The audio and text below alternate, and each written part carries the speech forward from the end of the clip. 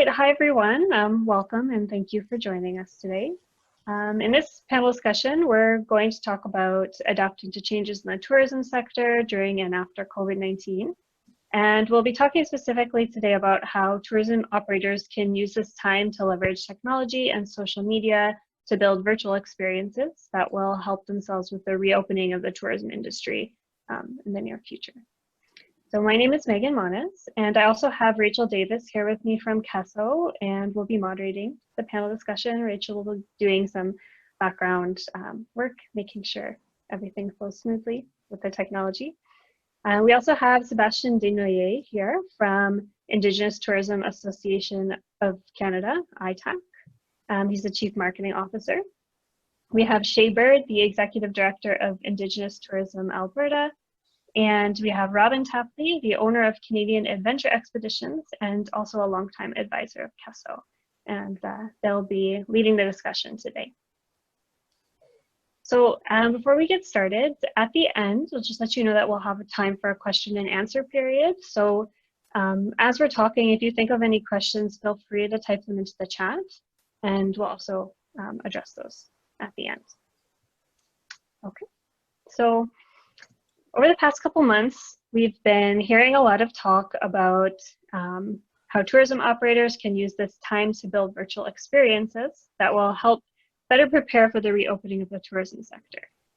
With that being said, I haven't heard much about what this looks like and have seen a lot of questions about how is this actually done. So I just want to put that out there to the panelists, I guess we can call you. Maybe you can talk a little bit about what does it actually mean to build a virtual experience? So what forms can this take? What does it look like? And how can people do it? Okay, do you want me to go first? Is that go for it? Okay, one of the things that I think that is very interesting at this time is we often say in the industry we never have time to do anything, and this has definitely been an opportunity for us to be able to do that. And one of the things that we have found in our businesses is having the time to be able to really focus now on that whole virtual kind of experience. And what we've tried to do basically, and what we're doing now as a professor, I'm also a professor at Fanshawe College, and we are now taking a substantial amount of our programs, and we are putting those onto the virtual experience. And the key thing there is trying to make those experiences as engaging as they are when you're in the field. So you want to try to create that level of excitement, all with the understanding that eventually people are going to come back and want to visit your site and meet the people that are doing it, and working on trying to keep your relative messages on the topics that you're doing, keeping those the point of focus. So a little bit of research on how do I want to do it, and then start to develop it as you're recording it or putting it together. So that's what we found. It's been a great opportunity for us to be able to go out. And the beauty about it too, Megan, which is really good, is your first draft doesn't have to be the real one. You can keep going back and try it. You can massage it until you're actually ready to put it online and feel comfortable with it. Yeah, I think that's a really good reminder. Absolutely. So I'll jump on that to expand off Robin does.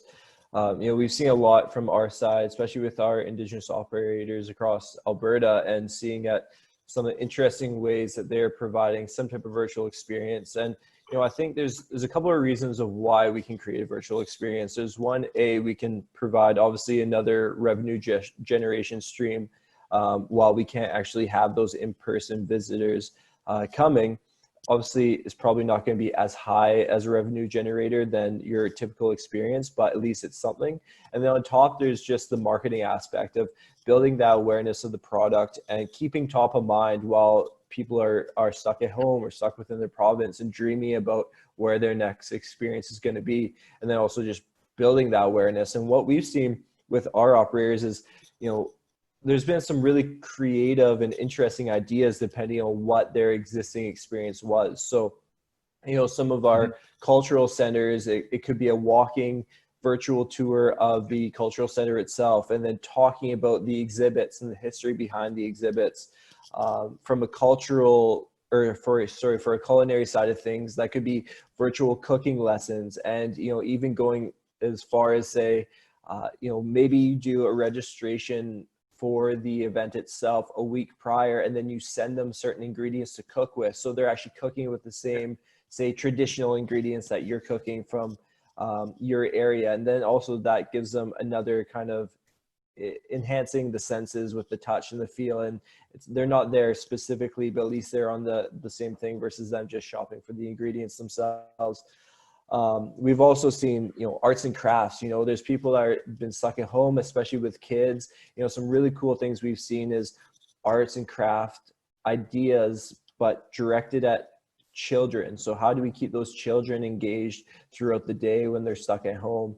And doing some traditional crafts is a great way to do that. So that's been cool to see. And then from the outdoor side of things, you know, it's pretty hard to beat walking through the mountains, but we've seen some, you know, virtual medicine walks where they'll walk through and show you the different leaves and the plants, and, you know, explain and share that knowledge of what these plants and what these things were used for in the past medicinally and for other reasons traditionally. And I think the nice thing about Indigenous tourism is the clientele, a vast majority, if not all, are coming to learn something. You know, they're the educational learner. They want to understand and learn about the cultural differences or the history, and really immerse themselves in that learning experience. And although they may not be able to be there in person, you can still share that knowledge from a virtual side of things, as long as you get creative with it and make sure that it's engaging throughout the process. Mm-hmm. Key. Yeah.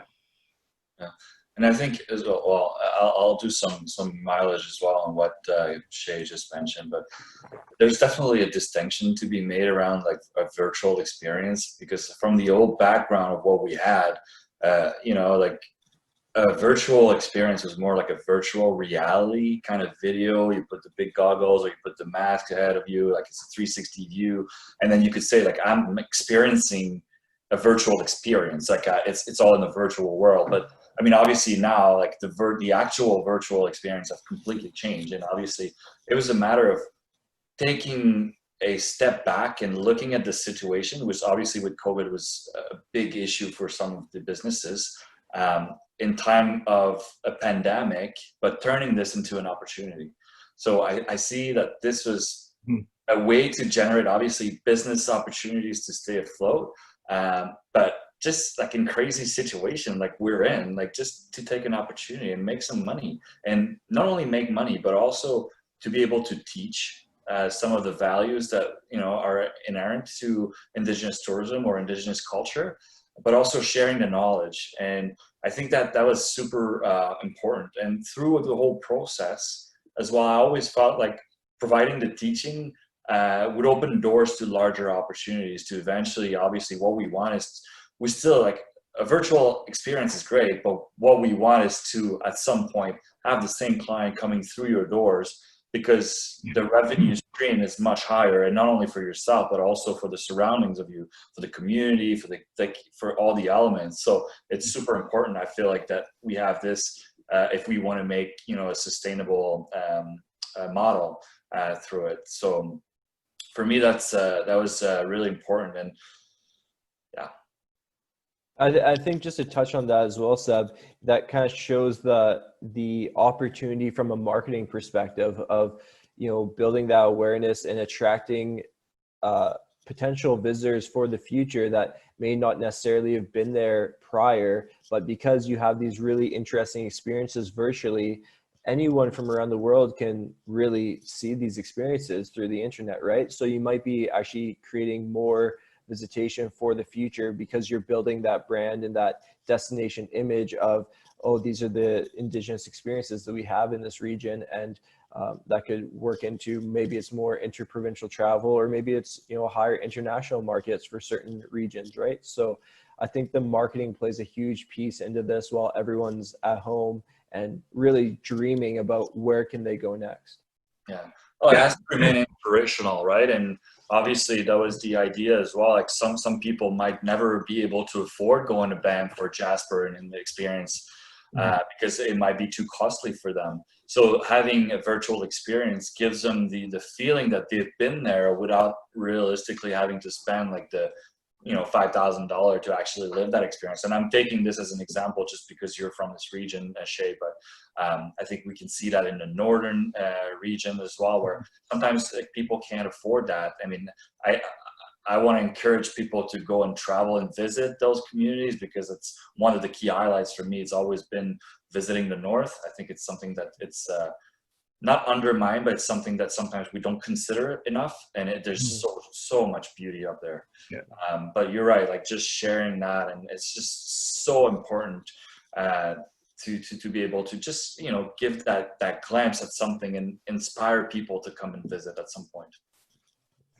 I think as well, what we're doing in those situations is the virtual media creates celebrities in your communities, and it makes people want to come and meet those people eventually. Like they saw them on the internet, they were able to communicate, they were able to go on a virtual tour with them, and it creates that excitement for wanting to come there now and meet that person because I've saw them, I've talked to them, I've engaged them.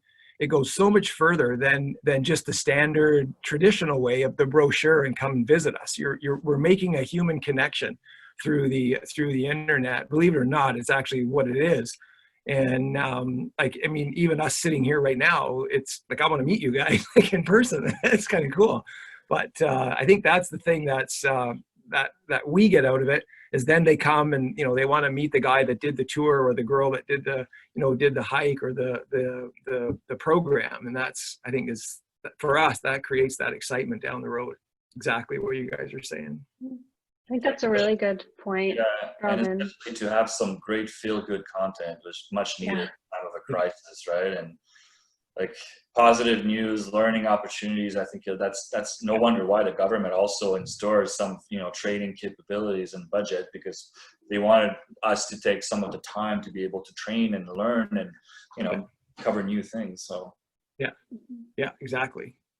Yeah, and just also building on what you said, Sebastien, about the learning aspect of it. Something that I've noticed is that through this time, so many people have been more still. And I think that their mind is a lot more open to absorbing information and learning opportunities.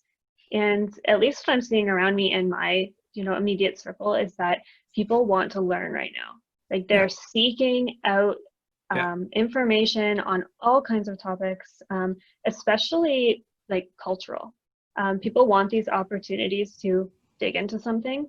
And they're really looking for a way that they can engage with another person on that more personal level, like you mentioned, Robin. It's a little bit different than when you're just reading, researching online versus actually having someone speak to you and engaging in some kind of workshop. If, like Shae mentioned, with if it's a cooking class and you send the ingredients. I actually have a few friends who are artists who have been doing workshops with crafts and paint, flowers, jewelry, and every time they're sold out. So these are just really good points.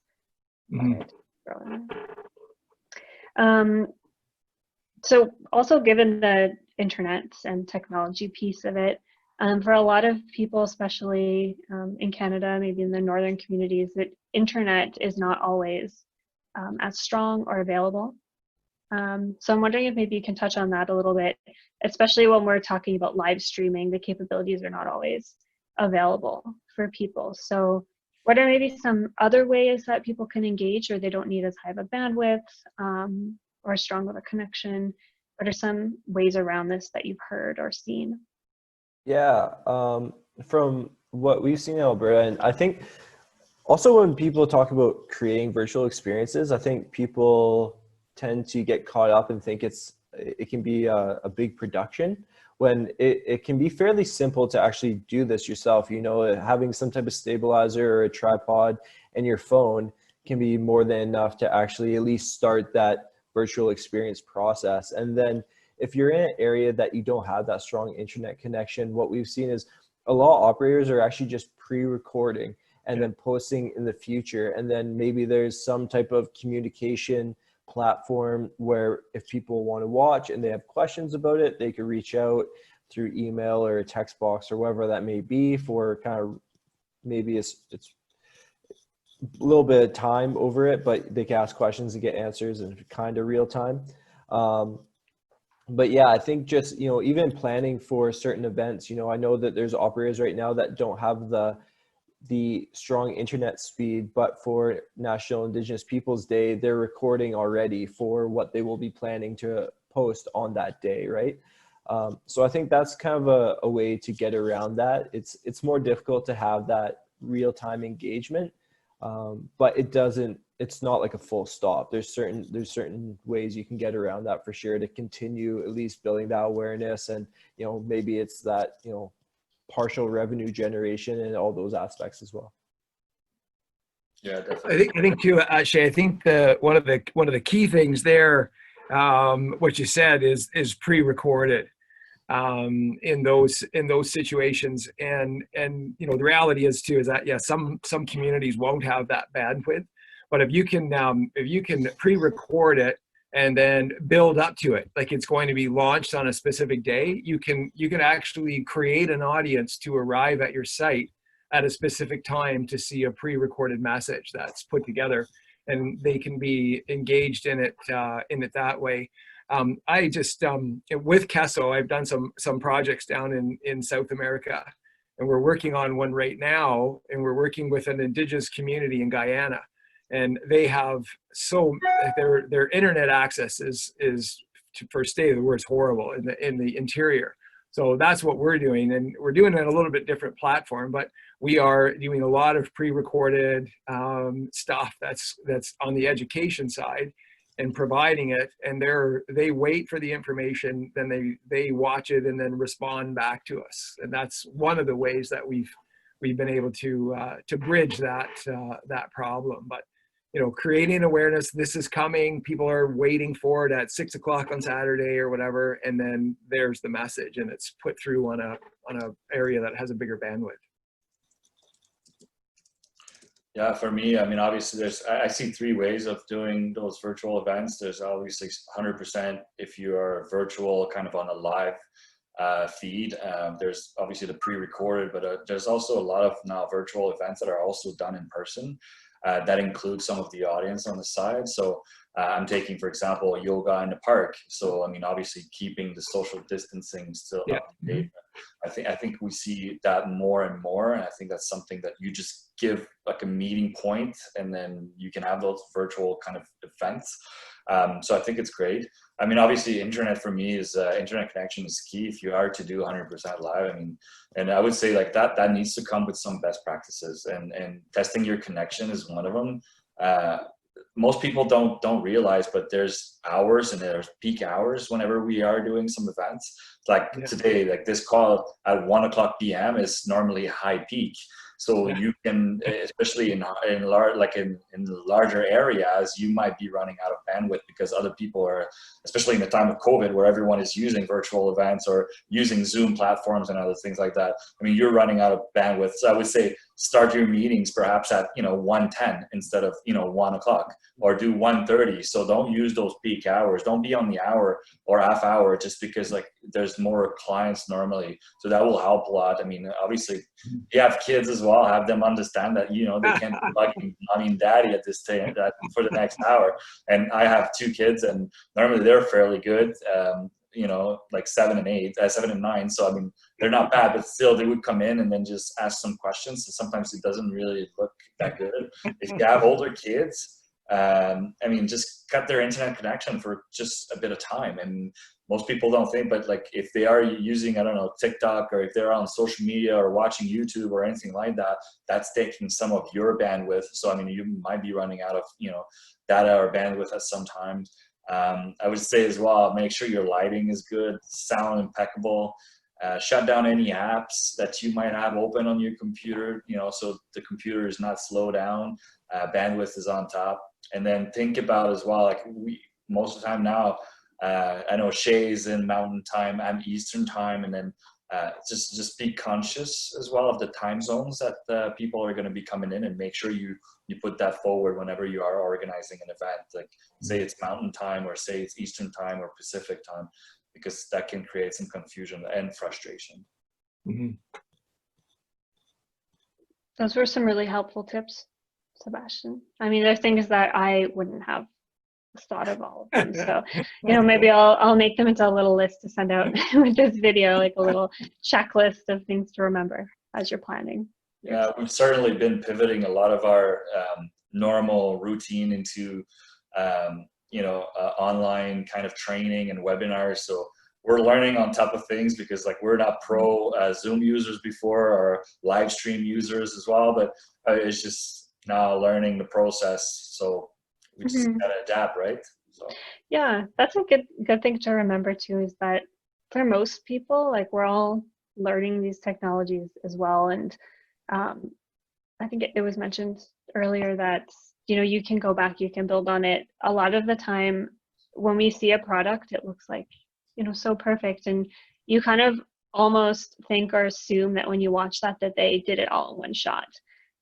The reality is that these things, they probably had many takes to get it right, and just practicing, preparing, editing. So patience.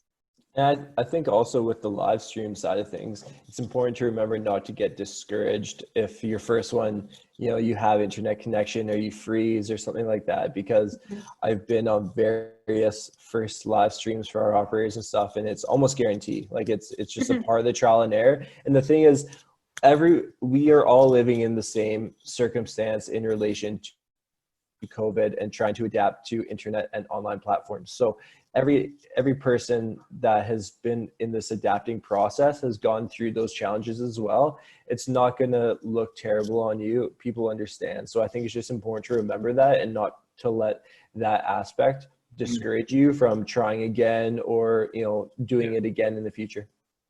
Yeah, absolutely. I was actually on a webinar yesterday, and the host of the webinar, her internet cut. So it was just the person she was interviewing left.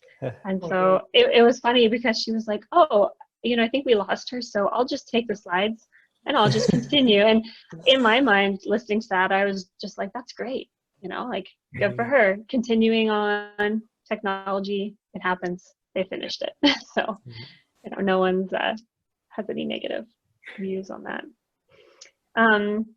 So I guess shifting a little bit, things are starting to open back up in Canada. We know that things will be opening up domestically first, and then internationally later. So with that international travel restricted, it's projected that there will be a huge market for domestic tourists this summer and in the next year. I'm wondering if we can speak a little bit on that, how our tourism operators can prepare for it, and also how and why Indigenous communities are uniquely positioned in this shift to capitalize on it, and maybe use their social media or these experiences to prepare for it. This is something that I've been hearing about a lot. Absolutely. From a provincial perspective in Alberta, we're obviously seeing some restrictions open up, but there's still a lot of restrictions in place. So, from a marketing strategy and marketing perspective, we're really focusing on that hyper local, and how we're defining that as within 2 hours of the consumer's residence.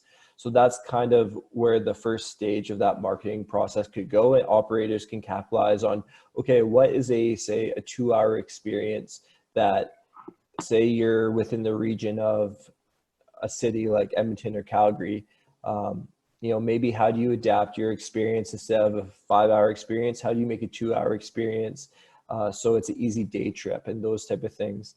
And then, as restrictions start to loosen up, looking at that interprovincial travel, whether that's, building partnerships or marketing campaigns in partner with different associations, different operators, even finding really unique ways to build partnerships, to build that consumer attractiveness and confidence. Like, For example, we have a hotel down in Calgary, Great Eagle on Tsuut'ina Nation, that is partnering with the golf course there. And if you pay for a room at the hotel, you get a free round of golf. So the price point is a little bit higher for the room, but again, it's cheaper than getting the room plus a round of golf. So find these strategic ways to really bring in that domestic travel or that provincial travel, I think is important. And then from the competitive positioning perspective, I think it's really important to remember that people are going to be hesitant with the mass travel product right now. People don't want to be in crowds. They don't want to be on these massive bus tours because health and safety precautions. But I think the luxury that we have with a lot of our Indigenous operators across the province, at least for Alberta, is these are typically smaller group, more intimate experiences, and they can be adapted in a way that health and safety is not put to the side. It can be emphasized and still done in an authentic way. And knowing that, a lot of our Indigenous experiences are small groups, say maybe they're under 10 people or under 12 people, and they're a walk in the mountains or something, that's also building a lot more.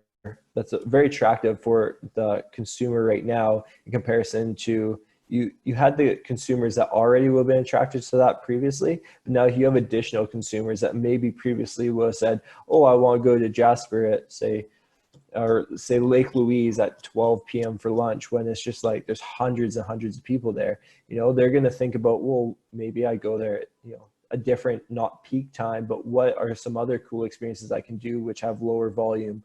And that's where I think Indigenous tourism can really capitalize. But that being said, there needs to be that health and safety process in place. And then also that needs to be communicated through your marketing channels so you have that consumer confidence. Because I think that is going to be a key piece as well, as building that consumer confidence that it is safe to do these experiences. And these are the processes in place to ensure the public health and safety throughout this experience. And with that, you'll be able to build on that first hyper-local and then provincial and then interprovincial markets. Yeah, I'd like to do some mileage on that. I mean, obviously, as we know, domestic travel will be the only option available for this season. And I mean, I'm not sure if you guys are looking at the calendar, but it's pretty much in 2 weeks' time. It's getting scary. Obviously, school will be ending shortly for those that are actually in school, and I'm not sure like all provinces actually have people back in school, but so definitely how to engage with locals and hyper locals will certainly be the key to success to survive through summer 2020. And then we have to wonder as well at some point, will there even be a season? I mean, will clients have money to travel? Would there be vacations? I know in my province here in Quebec, where for students that are in trouble to learning troubles, teachers will have to go back in the summer to teach. And normally they're like big travelers. So, I mean, do we even have people who will be able to travel? Construction was at halt for quite some time. I mean, will they have vacations or not? So we don't know. And as we know, that it's very expensive to travel in Canada, but I think there's ways to discover a country differently. But that's for me, and I think Shae, you touch on that, but that's why it's vital for me to, partner up for greater goods. And I always felt like we're stronger working together. And while, and while building your audience, it's either on social media or on website, word of mouth or anything. We just need to amplify the network surrounding you or surrounding us. So local agency, provincial partners, Indigenous collaborators, even other experiences, national partners, all those. I mean, we're all working towards the same goals all the time, but just at different levels. But I mean, obviously the aim goal is always to get businesses through the doors of the operators. So anything that we do has to remain with the consumer at heart of our strategy, making sure that he feels comfortable, he feels safe to travel and experience Indigenous experiences. So that's for me super important. But we do have unique sets of assets for sure, and to succeed, and no wonder why. If we look at the number of already visitation within our businesses, 55% of the audience is already Canadians. So how do we target now hyper locals and locals is another way, but I think it's a good way for us to engage in a bilateral dialogue with our businesses for sure. And not only businesses, but like from a non-Indigenous perspective to an Indigenous, have the visitors to discover the heritage of the country. Very important, and I know it's more like a wish for me, but I mean, just to bridge some of the gaps of the misunderstanding of Canadians towards Indigenous communities, I think that's something that we need to work on, and then make sure that we can explain that. We have experiences that are non-crowded, sometimes remote, close to cities sometimes, but like you mentioned, Shae, like it's not always like large groups. It's basically what we understood in Indigenous tourism is the main contact should be the guide, and that person is really the experience itself.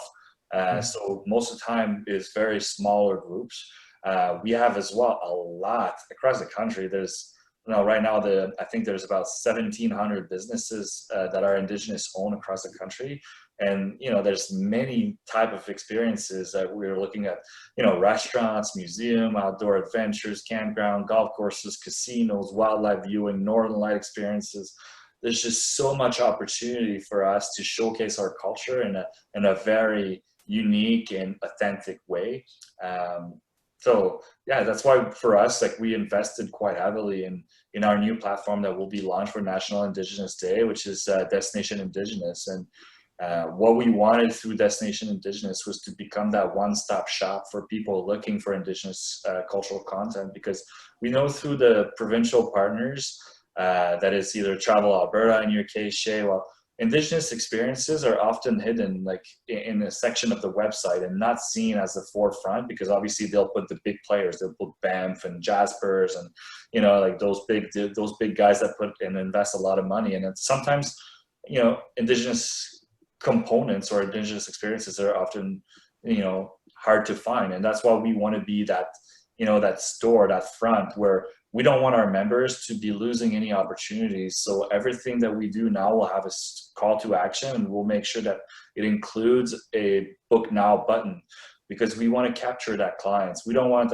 we know that most of our businesses are small operations. So Shae, for example, if you were an operator, and then you go on the water for 10 hours and you're the one taking the bookings normally, but you've been on you've had a lot of sun that day, crazy clients, you might not have time to pick up your phone or answer that email, and you might be losing on bookings. So that's why we are trying to connect all our members now, especially in the work that we're doing now, to give them online purchasable capabilities and training, to make sure that they're embedded within our website, and they're not going to lose any opportunities. That is either through an OTA, online travel agencies, or our own website. And that's one thing that I wanted to say earlier, and I'm not sure who made the comment, but most of the time, and that's why we're trying to make a video now. The next video that will be available on June 21st is actually kind of a homemade video. Like, it's nice to have the 4K kind of screen and cameras and stuff like that, but sometimes people feel more comfortable seeing a homemade video and something that is more genuine. Yeah, and it's like where the trust is definitely amplified. Yeah. So that's why we're trying to have our industry to speak for themselves, and then we'll put that together and we'll package it and we'll make it nice in order for visitors to consider coming to an Indigenous experiences, either at the domestic, local, or hyper-local level. Mm-hmm. Yeah, I think the one thing that I can add to that, those are all excellent comments. The key, I think, where we all have an advantage is we have the small, intimate number participant programs. And that is going to be key moving forward. Those large gatherings at this point are things that I think the public are going to, somewhat steer away from, which opens the door for, the smaller regulated control programs. The key thing that we found, though, in some of the things that we're putting together, and our company is working on the protocols right now, so that the protocols become standard across the board. So every operator is is delivering an experience following specific guidelines that are set to keep, obviously we can't prevent people from getting COVID, but if we have a set of rules and instructions that are, unanimous across the board, a traveler knows that if I go to this spot, they've got this certificate, I know they've covered off these specific protocols to make it safe. So they already feel good, because I know in some of the things that we've done, people are asking, well, what are you doing? Like, what is it that you're doing? And we found that a lot of operators are doing different things. There's not like one set that says these are the things that we're doing to be able to ensure. So that's what we've been looking at is how we can develop that level of confidence and safety, not only for the employee. Obviously, the employee and the guides are key to that whole process as well. But it's also, makes it safe for the client. And, those small numbers, the social distancing and all of those things with respect to program delivery is super key to where we're going. And I really think, like, the Niagara Falls and those places, the smaller hotels, they have, I think they have an advantage right now by having the ability to not have large gatherings of people. So I think it's really positive for the smaller operators to excel now. Yeah, and that's a very good point. And just to add on that, and that's why, like, our organization at a national level, and all provinces are different and all industry are different too. So it makes it very complicated to have a set clear rules. But what we can do though is to propose at least health and safety guidelines. And that's been a high focus for ours, like in the past couple of weeks, and just putting that together to help. And then just people sometimes in remote communities might not have a printer. Well, offer them an opportunity to print their material. Offer them the signs, the poster to help. And, like this has been like a key focus of ours, and just to make sure we can support our industry in time of, crisis. But, and that's also why we built national guidelines a few years back, just to have our businesses really understand what is an authentic Indigenous experience, and how can they work through those guidelines to set themselves apart from the rest of the experiences. And that's why as well we're coming at the end of the year. It was supposed to be March 31st, but we had to postpone because of COVID. But that's why we also have Project Rise for us, and it's the certification of Indigenous experiences across the country, and it's meant to elevate the businesses and give them a certification, because we know that a lot of people are using the fact that Indigenous is trendy right now, and then all they want to do is, oh, hey, I put a teepee in my backyard, so I'm got an Indigenous experience. That's so cool. But then in fact, like, the content that they're giving is like, it's bad, and it makes us look bad, and it's terrible. So we have to protect our industry at the same time by elevating our businesses to make sure that they have the stiffer standards, and then build that trust to consumer. Yeah, perfect. Yeah, that's absolutely it.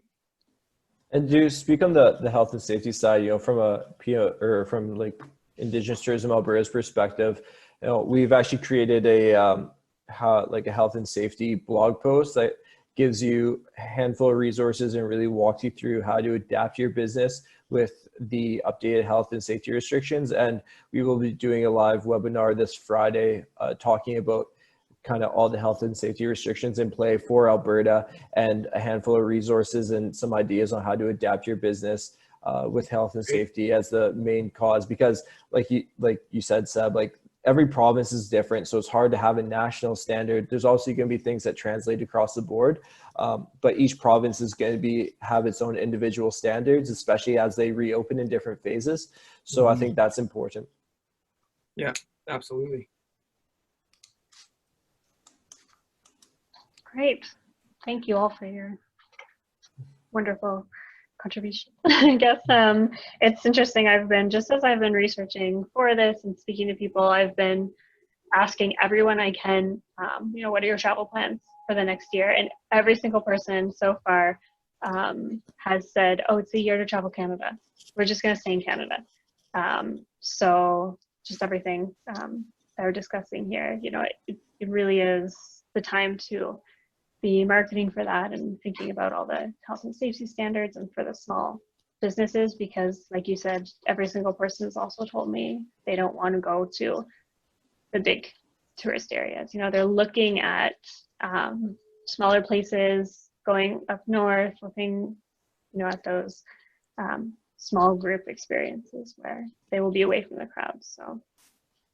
Well, I think it's important to just share that message across the board. Like, there's certain provinces that have very high awareness of Indigenous tourism and those experiences available, and that it's present within the province. There's other provinces where there's a huge education gap as well for the consumer of what's actually available.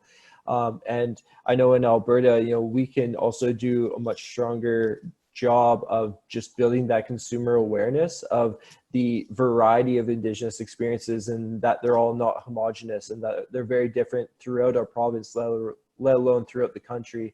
And you know, there's a lot of individuals that travel outside Canada every year for cultural experiences, and I think this is an opportunity to really educate those consumers on the fact that there's cultural experiences in your own backyard. You've just never had the opportunity or thought about or felt comfortable enough to actually experience those and go out to that community and learn about that type of thing. So I think, you know, really educating those local consumers, especially those ones that typically go to, say, New Zealand or Australia or Southeast Asia, and they're looking for hill tribes and all these other cultural experiences. You know, we have such a diverse culture here and diverse Indigenous cultural experiences throughout our province and throughout the country, that we really need to share that message for those individuals looking for that, because we can certainly fill that void within our province and within our country. I think it's just that awareness piece that is missing sometimes. Yeah, absolutely. All right, so before I open it up to Q&A, just two things. So in a few minutes, we will start question and answer. So if you have anything that you'd like to ask, you can start typing it into the chat now. And just before we do that, I wanted to open it up to the three of you just to see if there's anything else that you wanted to present, any other information that you think is important to discuss before we close off. Well, go ahead, Shae. I was just going to reiterate the importance of, once you've built your health and safety measures, that you're marketing those measures as well. So because there's going to be a huge hesitancy for travel, and we need to build that consumer confidence up. So if, whether that's, you know, you're saying we are COVID-19 friendly, and then there's a find out more button on your homepage, and then you click that and it talks about all the procedures and processes that you do as an operator, you know, just those type of things. Or even if it's social media saying, you know, okay, we've just finalized our health and safety measures for our business, we're now operating safely, click here for more info. It gives them the face value. Okay, there's confidence, but then if they want more detail to build that confidence, the resources are there. And I think that is going to be very important moving forward, because regardless of how interested they are, if that confidence in safety is not there, they're not going to want to experience it. Yeah, I agree with Shae on that very, very much. And I also think, you know, Shae, people can start to also start to look at how they can restructure their programs as well, to make their programs, you know, more conducive to the social distancing. Like, for instance, a lot of our stuff, we do a lot of kayaking and canoe trips and water-based activities. And we've really focused now from the canoe to the kayak, because we can put individuals in kayaks and keep them way easier separated in those situations. So again, it's taking a look at the health and safety first, number one, and then how you can look at the programs you have, and then you know, either revamp those or create new ones that enable for that social distancing. And that's going to make people feel great when you tell them, and they do. They, you know, oh, you got kayaking? That's great. Where do we sign up? You know, and that's, you know, those are the kind of things I think as deliverables, that's what we have to look at as operators, that builds that consumer confidence. Yeah, and I guess to close, and I agree with my two partners there, but I mean, obviously there's always place for improvement, and there's always place for new innovative ideas. And I would just want to say, like, don't be afraid to test them out and put them out there. you can't build an empire without breaking a few bricks, and like you can't make a cake without, you know, breaking any eggs. So it's gonna happen at some point. You might not be entirely like successful or entirely satisfied with yourself, but just know your limitations, test your concept, be prepared, be yourself. And you know, like you got to remember that all humans are different and learn different ways, and we all have a different stress tolerance, and we all have different interest levels. So I might be interested in fishing, you might, or you could care less about fishing. So I would say do it with your heart, do it in an authentic fashion, like you would want to be part of that experience yourself. Just do it as you wish you would learn. Network and talk to your associations. You know, it will all be fine. It has to remain accessible, inspirational, and motivational, and learnable. And I think there's some really cool ideas out there right now that are really being successful. And I'm taking the example that Shae mentioned earlier about like the culinary part, to provide a box of local ingredients and to share that. How cool is that? Like you can cook with someone, you know, you have all the ingredients, you don't need to go to the store, you get all that handy. And that's also, you could do like storytelling. There's so much storytelling, legends and tales that can be done, beading workshop, yoga in a park, talk about medicinal plants, museum tours. Now we're seeing large gatherings, powwows and events like turning into social events virtually. Northern Light experiences, singing, language class, photography workshop, expeditions in normally overcrowded space, wildlife encounter, wine tasting, drawing, providing drawings to the kids, and then, you know, like just working together. And there's when we get to a stage in the pandemic, which we've never experienced in our past, I'm sure, and I'm not the only one here, but we have to come together, and those ideas and building things together, people need to feel good. People need feel good content, and that's what we can provide. And that's why our operators, don't be afraid. Put your stuff out there. Someone will have an interest in it for sure. Yeah. Mm-hmm. Yeah. So a really nice message to close on. So what I'm going to do is share my screen. We have just our contact information for each of our respective organizations, should you want more information. And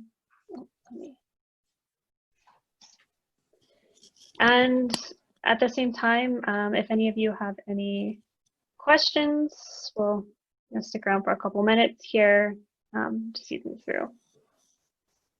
And actually, it will not let me see the chat and see my screen. So I apologize. Hopefully you can still see it like this.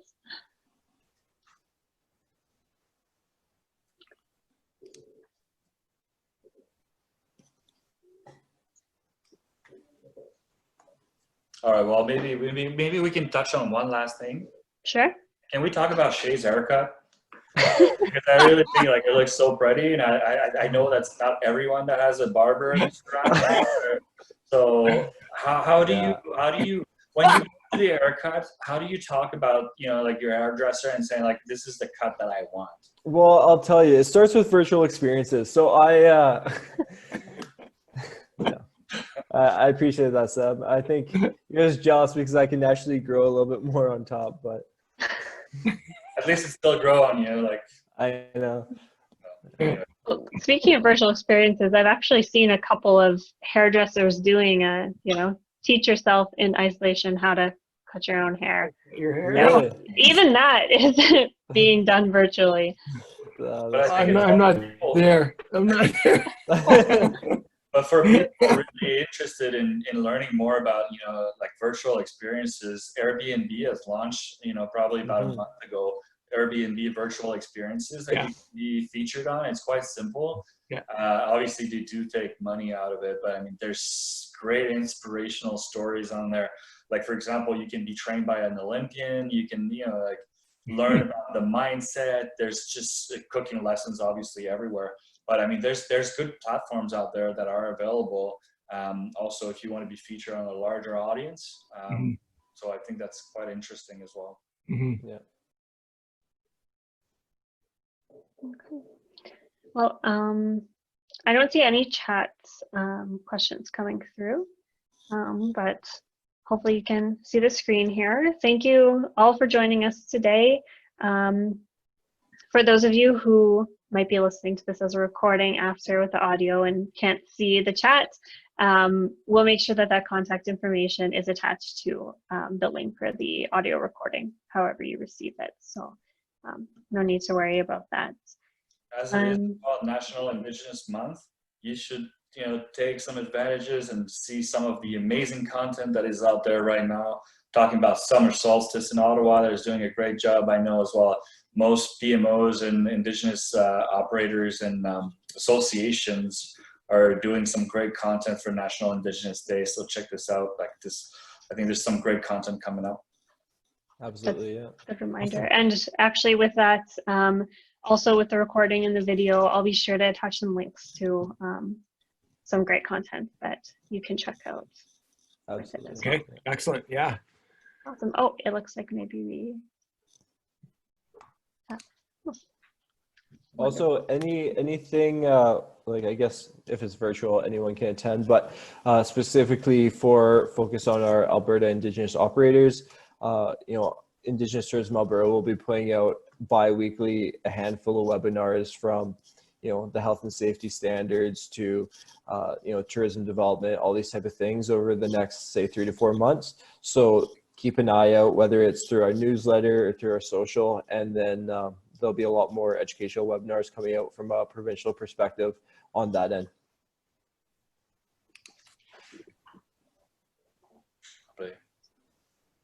Great.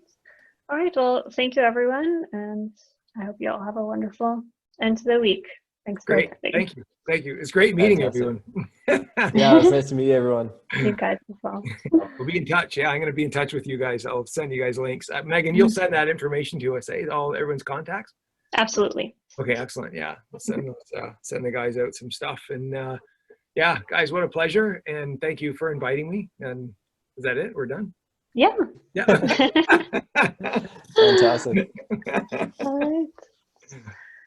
All right. Have a good day, everyone. Okay, Have guys. a good day, everyone. Okay, See you guys. Bye.